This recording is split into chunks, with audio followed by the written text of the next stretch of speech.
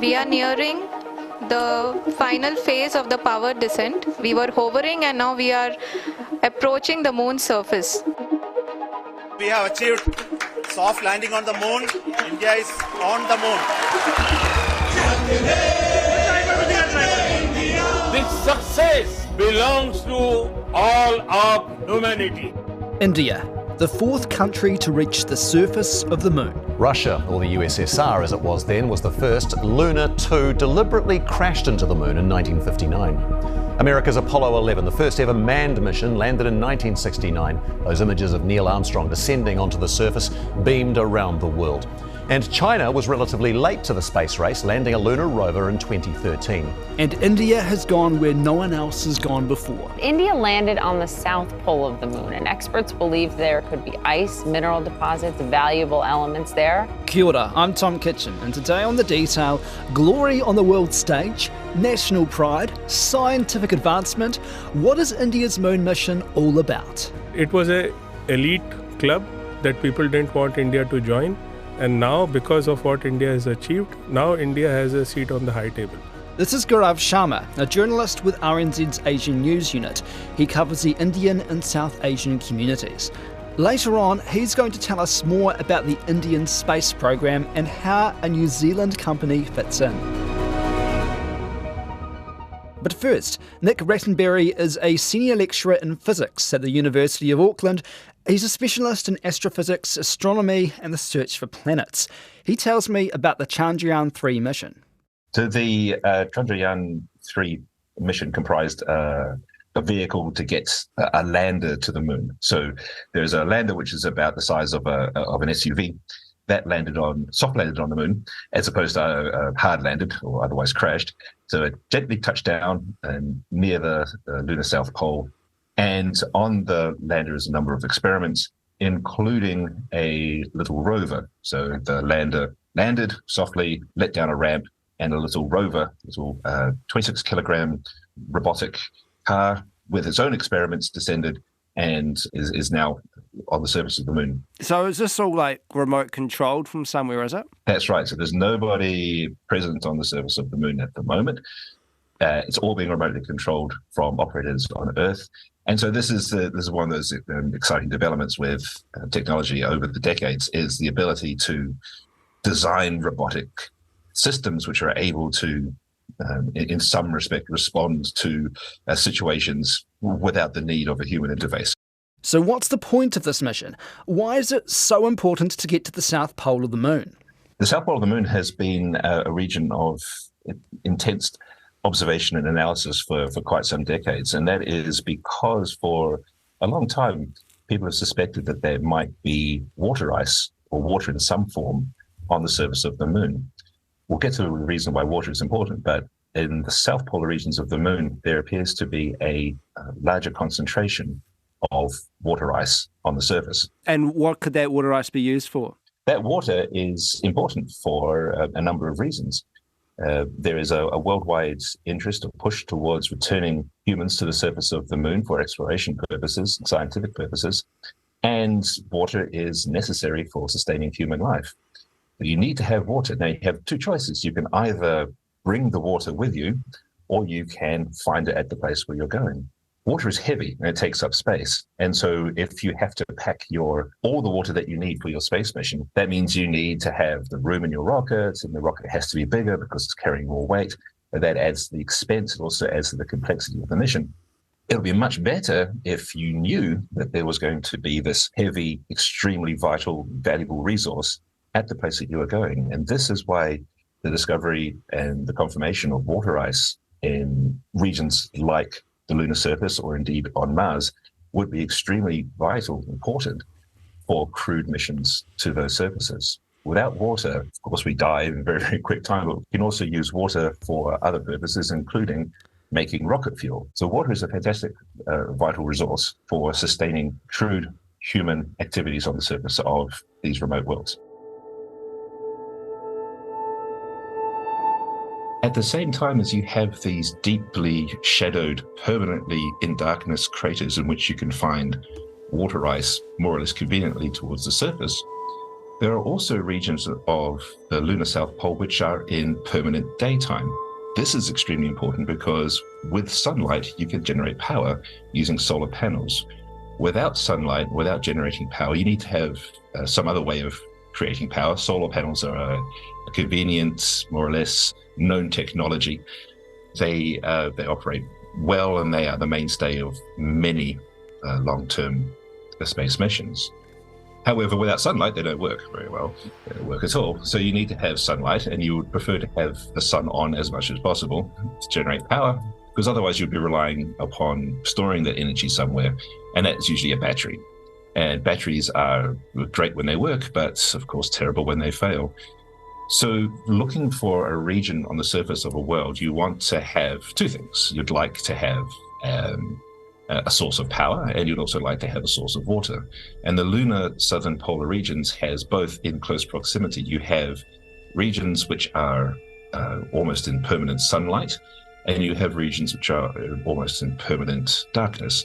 And together you have an opportunity to generate power using solar panels in the permanently sunlit areas, and you have close access to a reservoir of water, which you can harvest and use to sustain life in that area. So the first time we ever had people on the moon, 1969. That's one small step for man, one giant leap for mankind. Whereabouts on the moon did they land?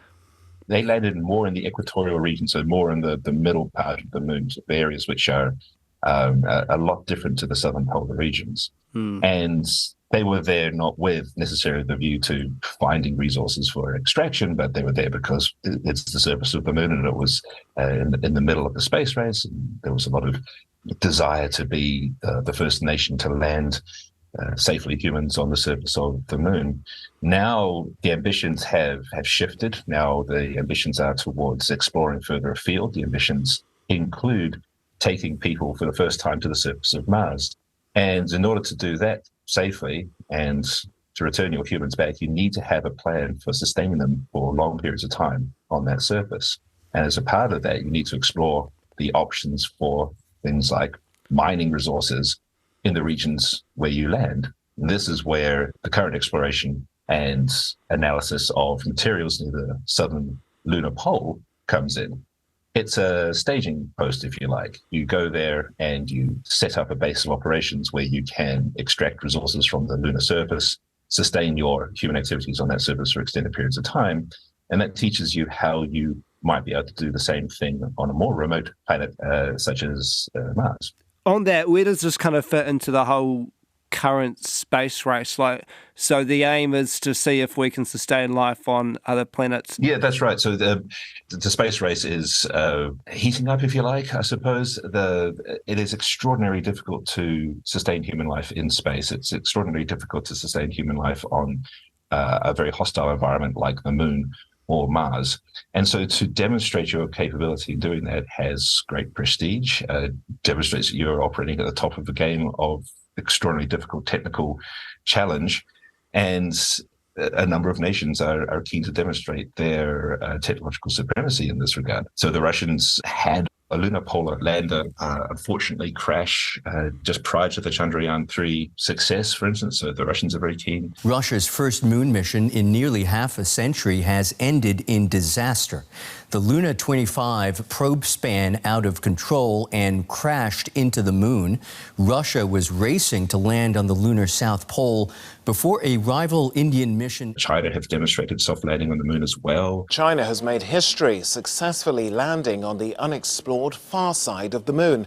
The Chang'e 4 probe touched down on the largest, deepest and oldest crater on the moon's surface. India also had another couple of attempts before their successful landing.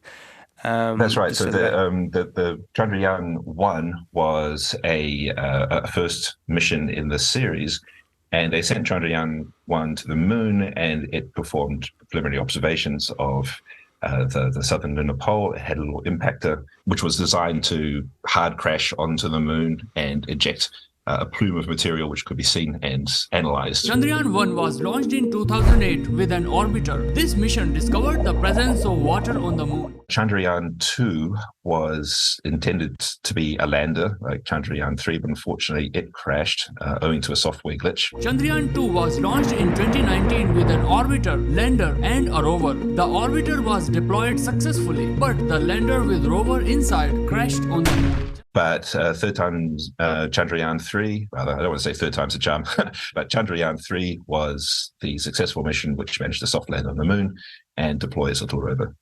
Right, and then India's role in the space race as a whole, have they been a big player or are they just kind of starting to get into that league now? They've had space operations for quite some time. They have their own rockets which they launch and they perform space missions, and they're clearly capable of operating space missions at the highest level. Some commentators have described the Indian space program as nascent and fledgling, but Gaurav Sharma says that's not the case, and India has managed to achieve on the basis of high science, low cost. Indian space program is not new, it's not nascent. It has been in place since 1960s. India got its independence from Britishers in 1947, and straight away the government at that time in 1950s realized that we are a poor country and we need to go to space to initiate all the development programs. So the race, when everyone talks about the space race between US and USSR, but India had its own race. So the Indian Space Agency was formed in 1962. ISRO, as we know today, was formed in 1969. ISRO, that's the Indian Space Research Organisation. India had its first satellite, which was called Aryabhat, in space in 1975. And we are in 2023. In these so many years, India has launched almost 90 satellites. So it's not nascent. I mean, compared to, the big bucks that have been spent over in the States and, in the USSR, Russia. Maybe. Yeah. So as we say, when it was started in 1960s, India used this phrase, high science, low cost. And I'll just give you some figures. The successful lunar mission that India achieved, the total cost of that entire mission is $75 million. And I'm talking about US dollars. So US dollars, 75 million. And if you look at few space-related Hollywood movies like Gravity, the budget was $100 million. Interstellar, the budget was around $165 or $170 million. Wow. So those movies are costing more than double, 2.5 times of what India spent to put a satellite on the moon. Crazy. It's crazy. But I mean, there were some stories about some of the technology being quite, basic. It was not really basic. What happened was in 1960s, if you look at geopolitics, what was happening around the world, this is a very secretive and a very elite club of space technology, nuclear science, etc. So those powers who had that technology, they didn't want anyone to join this club. It was happening in 1960s. Now everyone wants to collaborate with India. It's a different ball game altogether. But in 60s and 70s, nobody was actually helping India develop anything related to space. So we had no option. Either we would have given up our space dreams or India had to innovate. People, your listeners can Google. There are pictures where we didn't have trucks to, transport a satellite. So people were transporting rocket launchers on a cycle. I think on a bullock cart as well, some satellites were transferred because it was such a basic nascent technology. But it was because it was a poor country and we had to make do and we have to spend within our means. So it was a humble beginning. It's not only what we are talking about today, about the lunar landing. In 2014, India, not many people might know here that India launched a Mars mission. It was called Mangalyaan, and it actually was installed in the Martian orbit. India became the first in the world to successfully reach Mars's orbit on its first attempt. To sum it up, it was an elite club that people didn't want India to join. And now, because of what India has achieved, now India has a seat on the high table. So, like for example, your listeners might know NASA has a program called Artemis that is about moon to Mars. NASA's next chapter of lunar exploration, called Artemis, has the task of not just going to the moon to create a long-term human presence on and around it, but also to prepare for ever more complex human missions to Mars. Now, India has joined that table. Now, India has a seat on the table, and now India is a part of all the human exploration that is going to happen in space. And what does this do for the psyche of, Indians? Oh, you can see the pride in my voice. As an Indian, it's such a great achievement, because lots of people in the West feel that India is still a country of snake charmers and elephants. And suddenly, when they lots of your listeners will be surprised that India reached Mars in 2014. It's a great sense of pride, and all our social media channels and everything is filled with that. And Indian psyche is very different. So it's not arrogance, it's like humility. Yeah, what's the reaction been like in India? It has been a huge, massive celebration.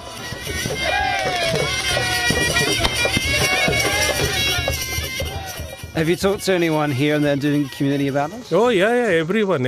All the associations, all the community leaders, even common people, even dairy owners. Everyone knows about that India has done the soft landing on moon.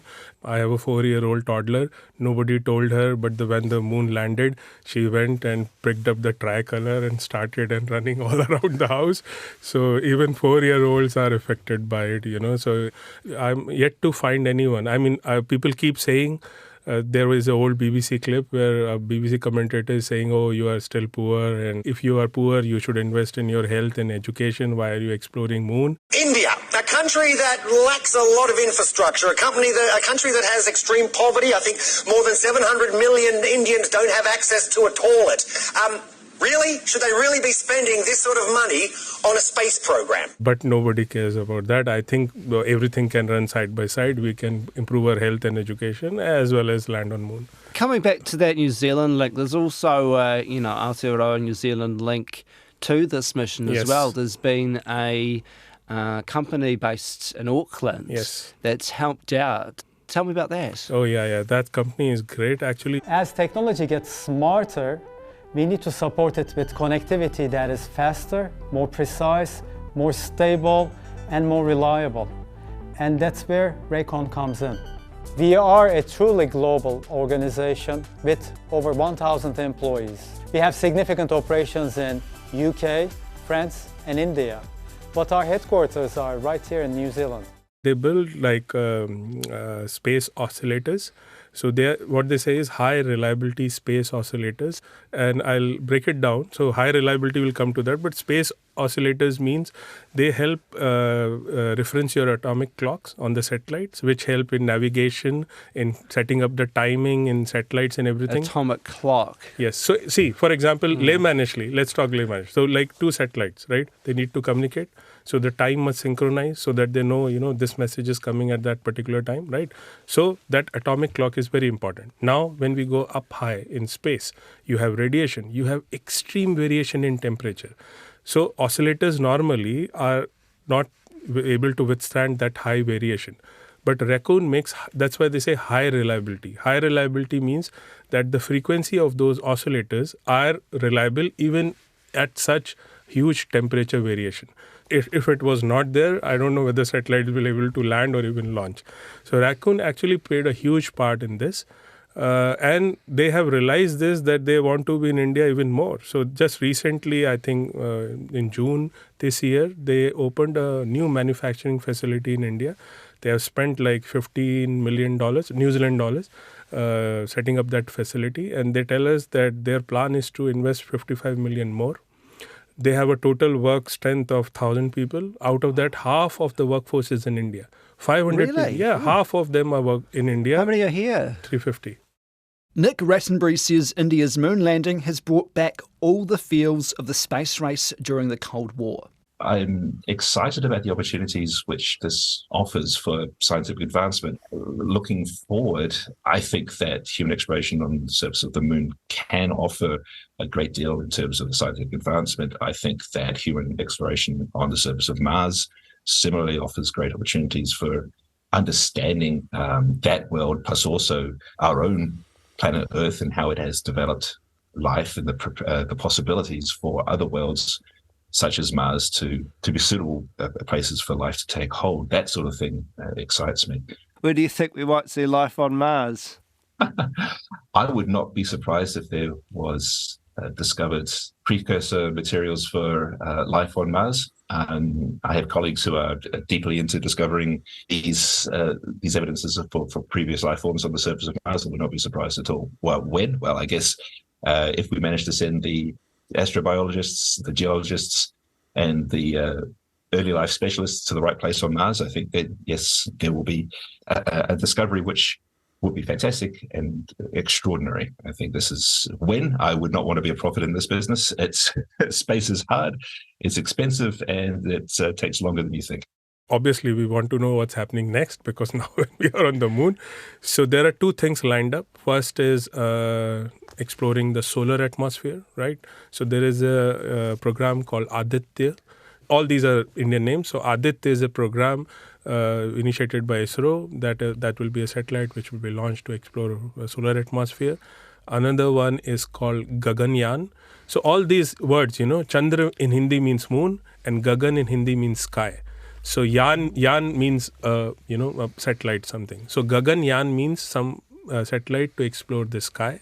So that is a part of human space flight program. So India want to put one human being in space. That's our goal. Yeah, because India haven't done that before. They haven't put in like an Indian astronaut in.